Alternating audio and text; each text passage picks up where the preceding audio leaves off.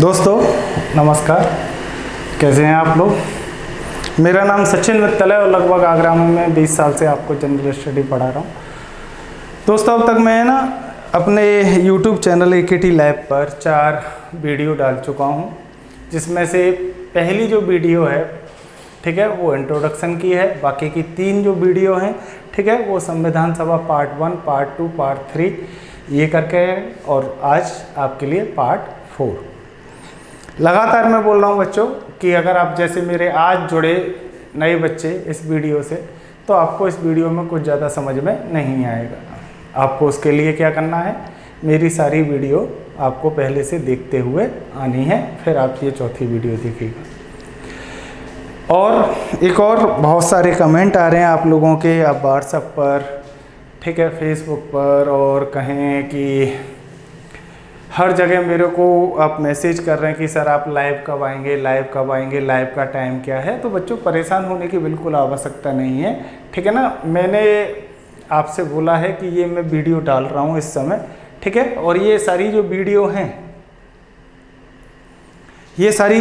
हैं ठीक है वो एक तरीके से आपके लिए डेमो क्लास है। लाइव आना भी मैं शुरू करूँगा, बहुत जल्दी शुरू करूँगा, ठीक है ना। पहले आप इन्हें देखिए, क्वालिटी को पहचानिए, और लगातार बोल रहा हूँ कॉन्सेप्ट और फैक्ट दोनों का समन्वय आपको यहाँ मिलेगा।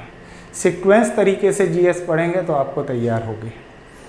लास्ट टाइम बच्चों मैंने बताया था डॉक्टर BR अम्बेडकर के बारे में, तो उसके लिए एक बच्चे का मेरे पास मैसेज आया था व्हाट्सएप पर, ठीक है ना, कि सर 26 नवंबर 1949 को विधि दिवस मनाते हैं। आपने ये बोला था कि डॉक्टर BR अम्बेडकर का 2015 में 26 नवंबर 2015 में ठीक है उनका जन्म दिवस था। इसके उपलक्ष्य में हमने इसे संविधान दिवस कर दिया इस दिन को। नहीं बच्चों, मैंने ऐसे नहीं बोला था। मैंने बोला था कि सन 2015 जो है ठीक है ना, डॉक्टर BR अम्बेडकर का 125वां ठीक है जन्म दिवस था।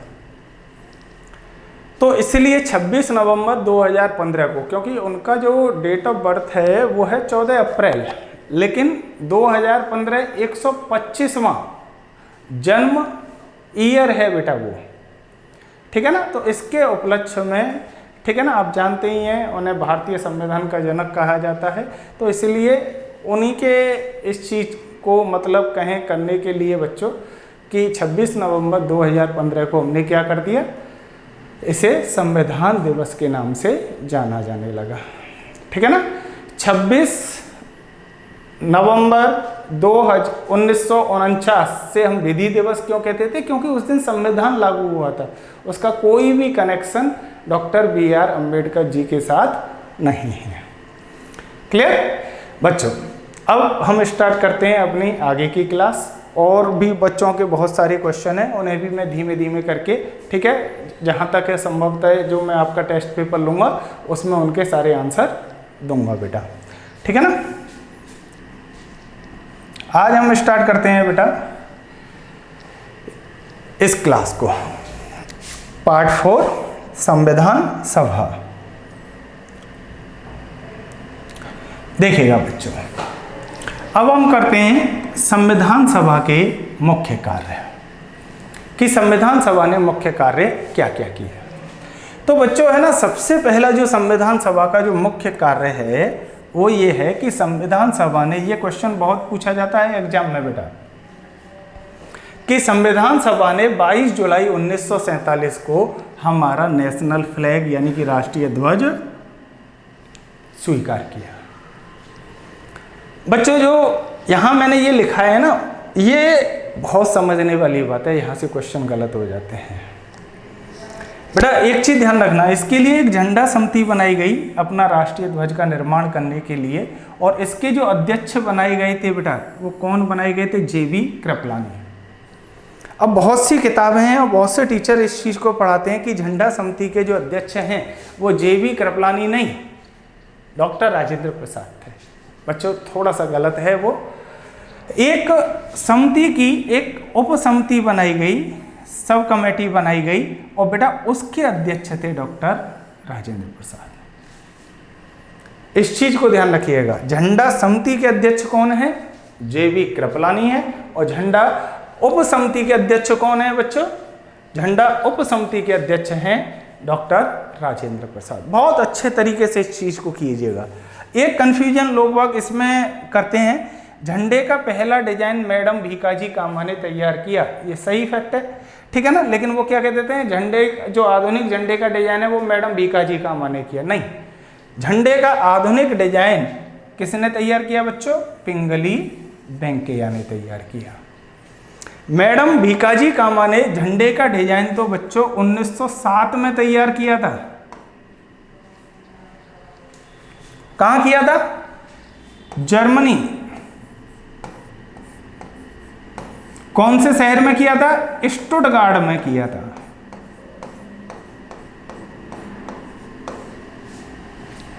ये झंडे का क्या है बच्चों? पहला डिजाइन है, ठीक है ना, झंडे का पहला डिजाइन।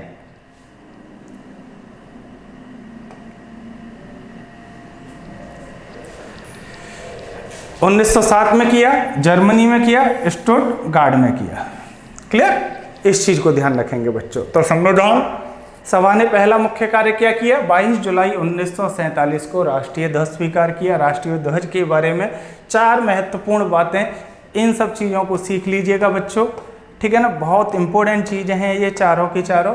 झंडा समिति के अध्यक्ष JB कृपलानी, झंडा उप समिति के अध्यक्ष डॉक्टर राजेंद्र प्रसाद, झंडे का पहला डिजाइन मैडम भीकाजी कामा और झंडे का आधुनिक डिजाइन पिंगली वेंकैया ने तैयार किया, ठीक है ना। इसे बहुत अच्छे तरीके से करेंगे इसे। अब बेटा इसका दूसरा काम देखते हैं, दूसरा तीसरा चौथा काम देख लेते हैं।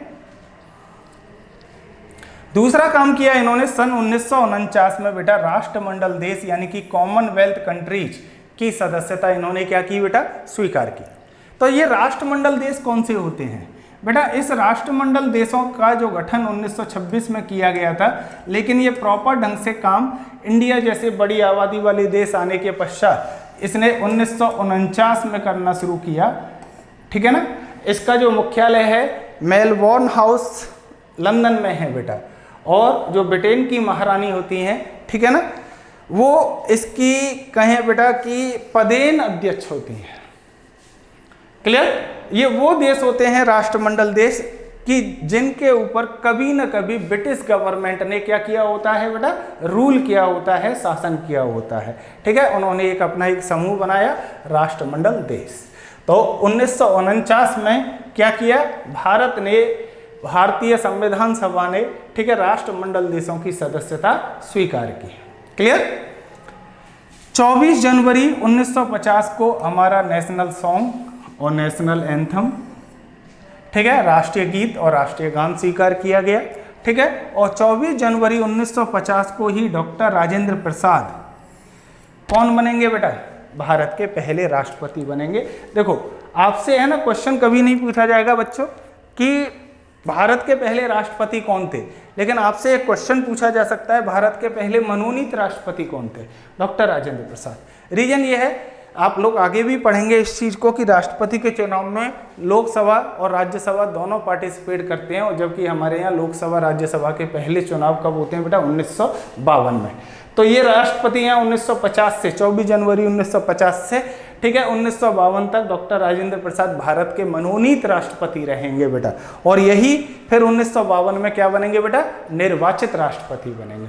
पहले मनोनीत राष्ट्रपति डॉक्टर राजेंद्र प्रसाद हैं और पहले निर्वाचित राष्ट्रपति भी कौन है बच्चों? डॉक्टर राजेंद्र प्रसाद हैं, ठीक है। फिर 1957 में इनका दूसरा कार्यकाल आएगा, 1962 तक ये राष्ट्रपति बने रहेंगे बच्चों। क्लियर? तो संविधान सभा के कार्य आपको समझ में आए? क्लियर है ना बच्चों? चलिए आगे देखते हैं। मोस्ट इंपॉर्टेंट टॉपिक है बच्चों ये आपका। अगर हम संविधान सभा की बात करते हैं तो ये मोस्ट इंपॉर्टेंट टॉपिक है बच्चों। प्रारूप समिति या ड्राफ्टिंग कमेटी या संलेखना समिति, इसके कई सारे नाम हैं बेटा, ठीक है ना। ये बहुत महत्वपूर्ण है बच्चों। एक टाइम ऐसा था बच्चों कि लगभग 2014-15 में लगातार एग्जाम में एक ही क्वेश्चन पूछा जा रहा था। क्वेश्चन इस तरीके से था, निम्नलिखित में से प्रारूप समिति में कौन सदस्य था, कौन सदस्य नहीं था। आप समझना बच्चों, डॉक्टर बी आर अम्बेडकर, ठीक है, कौन है, इसके अध्यक्ष हैं।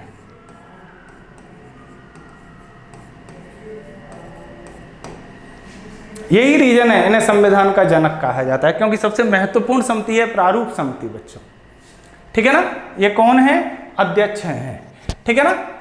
ये चेयरमैन भी हैं, एक ही बात है, ये सभापति भी हैं। बहुत तरीके से ये क्वेश्चन पूछ लिया जाता है, आप लोग अध्यक्ष करके कहीं कंफ्यूजन ना कर जाना। जिस वर्ड से आपको एहसास हो किस चीज का प्रमुख होने का, तो डॉक्टर बी आर अम्बेडकर, चाहे आप अध्यक्ष कहो, चाहे चेयरमैन कहो, चाहे सभापति कहो, चाहे प्रमुख कहो, प्रारूप समिति के सब कौन है, डॉक्टर बी आर अम्बेडकर, ठीक है ना। दूसरे सदस्य कौन है, डॉक्टर गोपाल स्वामी अयंगर, ये जम्मू कश्मीर के पूर्व प्रधानमंत्री रहे थे। कृष्णा स्वामी अय्यर, पूरा नाम है इनका अल्लादी कृष्णा स्वामी अय्यर, ठीक है। के एम मुंशी, पूर्व गृह मंत्री बॉम्बे। के एम मुंशी का नाम कन्हैया लाल मणिकलाल मुंशी, ठीक है। इनका नाम जो जोड़ा था बेटा, भारत में वन महोत्सव के जनक के एम मुंशी ही माने जाते हैं, ठीक है ना। मोहम्मद सदुल्ला मुस्लिम लीग के सदस्य हैं, असम के पूर्व मुख्यमंत्री हैं। एम एन माधव राव और टी टी कृष्णामाचारी, थोड़ा सा महत्वपूर्ण नाम है बेटा, क्योंकि बी एल मित्तर पहले इसके सदस्य थे। इन्होंने अपने पारिवारिक कारणों की वजह से त्यागपत्र दिया था, उसके बाद जुड़े कौन, एन माधव राव। और बहुत इंपॉर्टेंट नाम है डीपी खेतान, क्योंकि प्रारूप समिति का वो सदस्य हैं ये जिनकी मृत्यु, ठीक है, इसके कहें वर्किंग ड्यूरेशन के टाइम में हुई थी बेटा। तो उनके मृत्यु होने के बाद कौन आए, टी टी कृष्णामाचारी। यहाँ से क्वेश्चन क्या बनेगा इंपॉर्टेंट, यहाँ से क्वेश्चन बनेगा बेटा इंपॉर्टेंट कि प्रारूप समिति का निम्नलिखित में से कौन सदस्य था, कौन सदस्य नहीं था, ठीक है ना। इस चीज को याद रखिएगा, बहुत अच्छे तरीके से इन नामों को तैयार करके रखिएगा बेटा, ठीक है ना। डीपी खेतान ये नाम आना चाहिए, बी एल मित्तर ये नाम आना चाहिए, ये आपको बहुत इंपॉर्टेंट है बेटा, क्योंकि किसने किसका स्थान ग्रहण किया, ऐसे ही आपसे क्वेश्चन पूछे जाते हैं बच्चों, ठीक है ना। इस चीज को ध्यान रखेंगे बेटा, है ना। प्रारूप समिति, अभी प्रारूप समिति के बारे में और चीजें देखते हैं। पहले यहाँ आपको मैं बताऊं बेटा, प्रारूप समिति में जो संविधान का जो निर्माण हो रहा है, ड्राफ्ट तैयार हो रहा है, भारतीय संविधान कैलीग्राफी या हैंड रिटन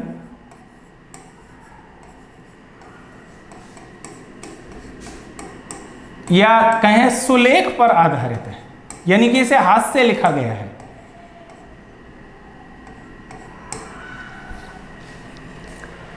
ठीक है ना। और इसे लिखा किसने था हाथ से, इसे लिखा था श्याम बिहारी रायजादा ने, हैंड रिटन किया था बेटा। ये कौन है, बी आर सिन्हा। नंदलाल बोस कौन है, ये बेटा शांति निकेतन जो संस्था है, ठीक है,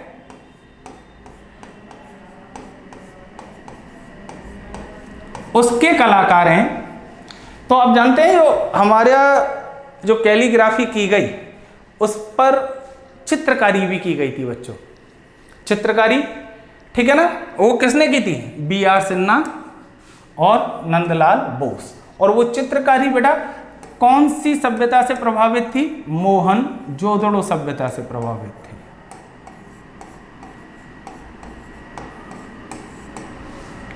क्लियर। इस चीज को बहुत अच्छे से तैयार करके रखिएगा, ठीक है ना। ये सारी जो चीजें हैं बेटा बहुत इंपॉर्टेंट है आप लोगों के लिए, बहुत इंपॉर्टेंट है कि हमारा कैलीग्राफी पर आधारित है हमारा संविधान, यानी कि इसे हैंड रिटन किया गया है, ठीक है ना। दूसरा, इसे हैंड रिटन किसने किया है, श्याम बिहारी रायजादा ने किया है बेटा। और सिंपल सी बात इतना और समझ लीजिए बेटा कि बी आर सिन्हा, नंदलाल बोस जो शांति निकेतन के कौन हैं, ठीक है, शांति निकेतन के ये कहें कलाकार हैं, आर्टिस्ट हैं, ठीक है ना। इन्होंने मोहनजोदड़ो की तर्ज पर चित्रकारी की है, ठीक है, भारतीय संविधान के ऊपर बच्चों, क्लियर। अब थोड़ी सी चीजें और समझिएगा बेटा।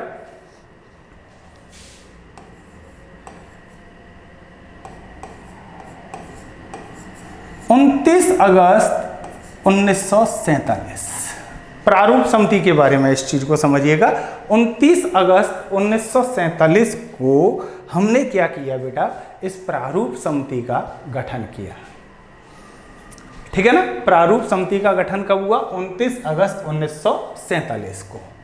और इसने पहला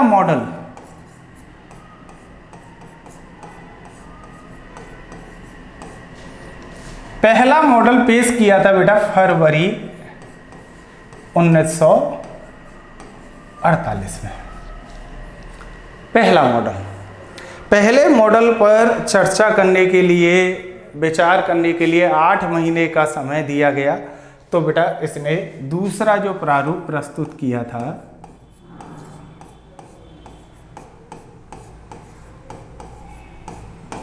बच्चों, वो किया था अक्टूबर 1948। इसके बाद लगातार इस पर क्या चलेंगी बेटा? चर्चाएं चलेंगी, ठीक है ना, चर्चाएं। 29 अगस्त 1947 को प्रारूप समिति का क्या किया गया बच्चों? गठन किया गया। इसने पहला मॉडल कब प्रस्तुत किया? फरवरी 1948 में। और दूसरा मॉडल कब प्रस्तुत किया बेटा? अक्टूबर 1948 में, ठीक है ना। अब बात समझना बच्चों, एक ये महत्वपूर्ण चीज है और थोड़ी सी अनोखी चीज भी है आपके लिए, इसलिए ना कोई इसमें गड़बड़ मत कीजिएगा।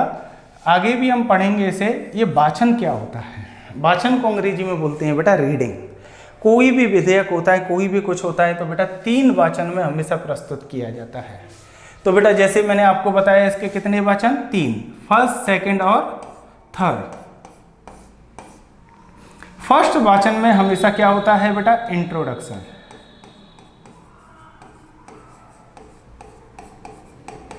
आप कोई भी विधेयक प्रस्तुत कर रहे हैं तो आपको सबसे पहले उस विधेयक के बारे में इंट्रोडक्शन देना होगा कि नहीं? कोई भी व्यक्ति है वो आपसे क्या पूछेगा बच्चों? यही पूछेगा, भैया ये विधेयक है तो किससे रिलेटेड विधेयक है, इतना तो बताइए। तो इंट्रोडक्शन होता है फर्स्ट वाचन में। तो जाहिर सी बात है इंट्रोडक्शन में ज़्यादा समय नहीं लगता, तो आप खुद देख रहे हैं इसका ड्यूरेशन। सेकंड वाचन में क्या होता है बच्चों? सेकंड वाचन में प्रत्येक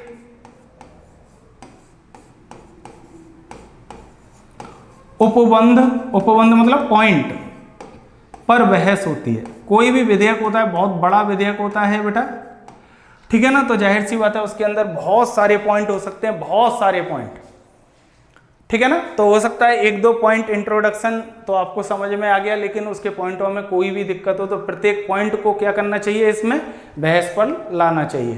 तो इसलिए आप देखेंगे बच्चों, सेकंड वाचन का ड्यूरेशन, ये संविधान सभा के वाचन है, क्योंकि दूसरा प्रारूप अक्टूबर 1948 में आ चुका है। अब इसके बाद ये वाचन स्टार्ट होंगे कि नहीं, इसको संविधान को लागू, ये एक संवैधानिक प्रक्रिया है, लोकतंत्र प्रक्रिया है। इसके अंदर यही काम किया जाता है बेटा, हर चीज पर चर्चा करने के बाद ही उसे लागू किया जाता है, ठीक है ना। तो द्वितीय वाचन का ड्यूरेशन हमेशा सबसे ज्यादा होगा। और थर्ड वाचन में क्या करते हैं बेटा हम लोग?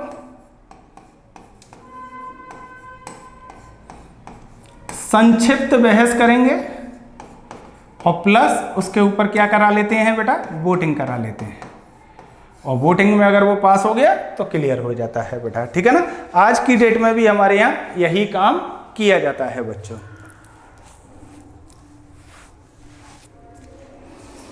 आज की डेट में भी हमारे यहाँ यही काम किया जाता है, ठीक है ना। कोई भी हम विधेयक कराएंगे तो किसी भी सदन से विधेयक हमेशा 3 वाचन में ही क्लियर होता है, ठीक है ना।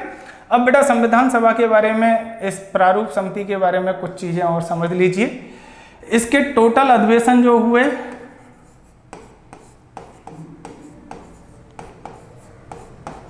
वो हुए 11, ठीक है ना, प्लस जो टोटल बैठक हुई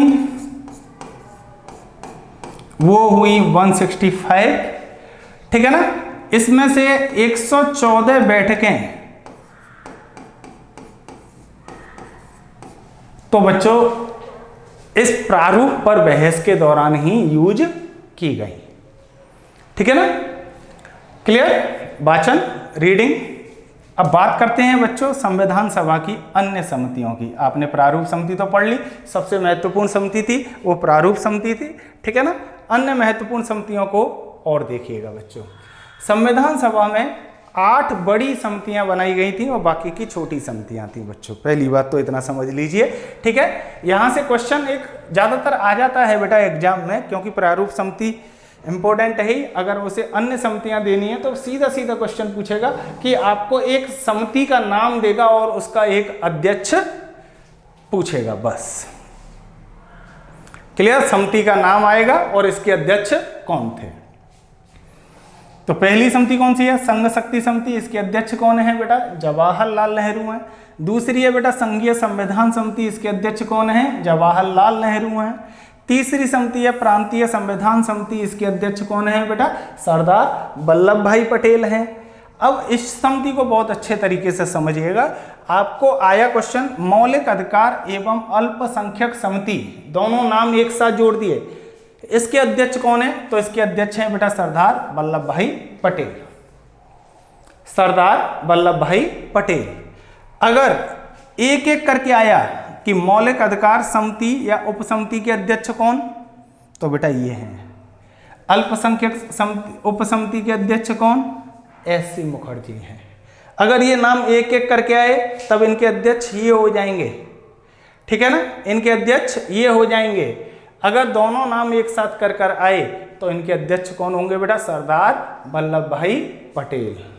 बहुत अच्छे से इस चीज को समझना बेटा, ठीक है ना। प्रक्रिया नियम समिति डॉक्टर राजेंद्र प्रसाद। राज्यों के लिए समिति जवाहरलाल नेहरू। संचालन समिति डॉक्टर राजेंद्र प्रसाद हैं इसके।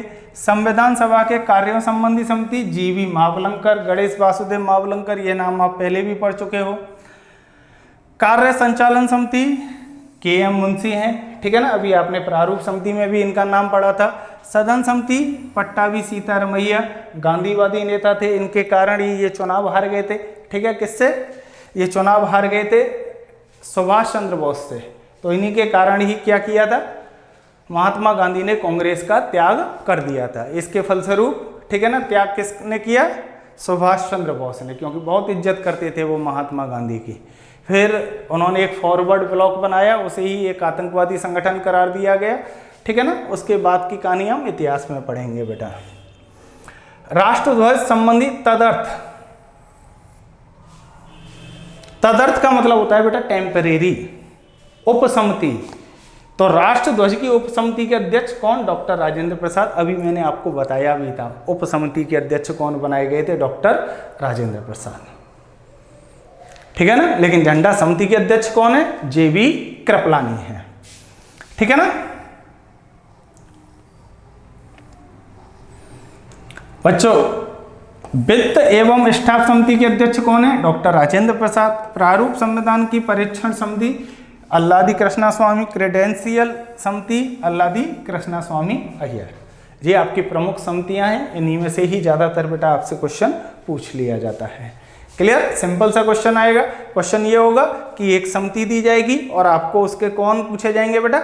अध्यक्ष पूछे जाएंगे। क्लियर? समझ में आया बेटा? थोड़ा सा क्या है, ये वाला जो पोर्शन है आपको ही तैयार करना पड़ेगा बच्चों। ये तैयार इन सेंस इस वीडियो को आपको बार बार देखना पड़ेगा, जिससे कि ये आपको नाम दिखाई दें और आप उन्हें तैयार करें, ठीक है ना। ये बेटा मेरा संविधान सभा पार्ट 4 का आज पोर्शन था। एक पोर्शन और लेकर आऊँगा मैं संविधान सभा के ऊपर, मेरा टॉपिक क्लियर हो जाएगा। और मंगलवार को आप लोगों को तैयार रहना है बच्चों। किस चीज़ के लिए? टेस्ट पेपर के लिए। 25 क्वेश्चन दूंगा आपको, जहाँ तक है संभवतः लाइव आके करूँगा इस चीज़ को, ठीक है ना, जिससे कि बेटा कि आप नीचे आंसर देते रहें। थोड़ा सा सीरियस होकर पढ़ते रहिए। बिल्कुल आप बच्चों विश्वास कीजिए कि ये वो चीज़ें हैं जो मैं आपको ऑफलाइन में पढ़ाता हूँ, ठीक है ना। इसको आपको पहुँचाने के लिए बहुत मेहनत करनी पड़ती है बच्चों, ठीक है। तो इस चीज़ को थोड़ा सा ध्यान रखो कि इसे बहुत सीरियसली होके आप पढ़ना शुरू करें बेटा, ठीक है। वही क्वालिटी मिल रही है, वही सारी चीज़ें आपको यहाँ प्रोवाइड हो रही हैं बच्चों, ठीक है ना। अब मैं आपके लिए बेटा 5वीं वीडियो लेकर आऊँगा। अगर आपको ये वीडियो अच्छी लगी हो, इसे शेयर करें, सब्सक्राइब करें, ठीक है। अपने दोस्तों को बताएं। लगातार मेरे साथ बने रहिएगा बच्चों। आपकी तैयारी बहुत अच्छे तरीके से, बहुत सुदृढ़ तरीके से करवाई जाएगी, ठीक है ना। चलिए, और कमेंट बॉक्स में अपने क्वेश्चन देते रहिएगा बेटा। जिस दिन मैं टेस्ट पेपर का सॉल्यूशन कराऊंगा, ठीक है, उसी दिन आप लोगों के सारे क्वेश्चनों को एक साथ इकट्ठा करके उसमें डालूंगा, ठीक है ना। कमेंट बॉक्स में आप कमेंट करते रहिएगा बच्चे। थैंक यू बच्चों, थैंक यू।